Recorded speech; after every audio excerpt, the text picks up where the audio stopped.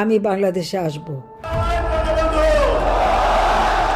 একসময় গণভবনের ক্ষমতার করিডোর, তারপর হঠাৎ দেশ ছেড়ে যাওয়া আর একের পর এক অডিও বার্তা প্রকাশের পর এখন দিল্লির মঞ্চে সম্ভাব্য প্রত্যাবর্তন ঘিরে শুরু হয়েছে নতুন রাজনৈতিক জল্পনা।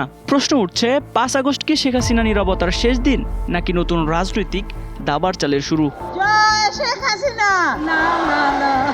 এদিকে ভারতের অনলাইন ইন্ডিয়া টুডে জানিয়েছে, আগামী 5 আগস্ট নয়াদিল্লির Foreign Correspondents Club of South এশিয়ার আয়োজনে অনুষ্ঠিত একটি বিশেষ অনুষ্ঠানে বক্তব্য রাখবেন শেখ হাসিনা। স্থানীয় সময় সন্ধ্যা 6টা থেকে 7:30 পর্যন্ত চলবে এই আয়োজন, যা সরাসরি সম্প্রচার করা হবে সামাজিক যোগাযোগ মাধ্যমে। অনুষ্ঠানে উপস্থিত থাকার কথা রয়েছে তার ছেলে সজীব ওয়াজেদ জয়, সাবেক মন্ত্রী, কূটনীতিক, বিশ্লেষক এবং বাংলাদেশের সাবেক সরকারি কর্মকর্তাদেরও। আপনার উপরে যারা অত্যাচার করেছে এবং যারা মিথ্যা মামলা দিয়েছে প্রত্যেকের খবর নেন, নাম তালিকা রাখেন। এই মিথ্যা মামলা টিকবে না।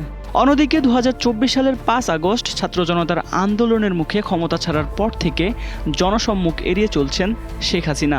সেই নিরাপত্তার প্রায় 2 বছর পর তার এই প্রকাশ্য উপস্থিতিকে অনেকেই রাজনৈতিকভাবে তাৎপর্যপূর্ণ বলে মনে করছেন। তিনি কি নিজের অবস্থান ব্যাখ্যা করবেন, আবারও দেশে ফেরার কোনো ইঙ্গিত দেবেন, নাকি অতীতের ঘটনাগুলোর নতুন ব্যাখ্যা তুলে ধরবেন? এসব প্রশ্ন এখন ঘুরপাক খাচ্ছে রাজনৈতিক অঙ্গনে। আপনারা জানেন যে কটা ঘটনা, যতগুলি খুন খাবি, এই শিবির, বিএনপি, জামাত এরা একসাথে করেছে।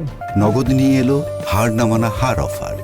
সর্বনিম্ন 10,000 টাকা রেমিটেন্স নগদে পাঠালে থাকছে স্বর্ণের হার জেতার সুযোগ।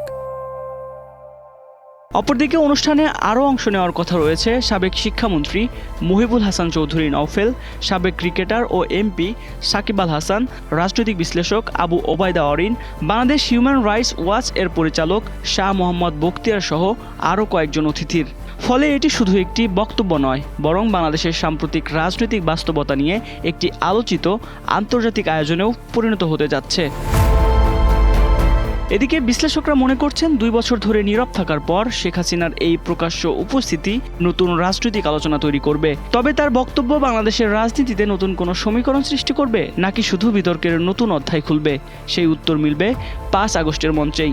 এখন সবার অপেক্ষা দীর্ঘ নীরবতার পর শেখ হাসিনা কী বার্তা নিয়ে জনসম্মুখে আসছেন। জয় বঙ্গবন্ধু। জয় বঙ্গবন্ধু। Desk report, 21 television.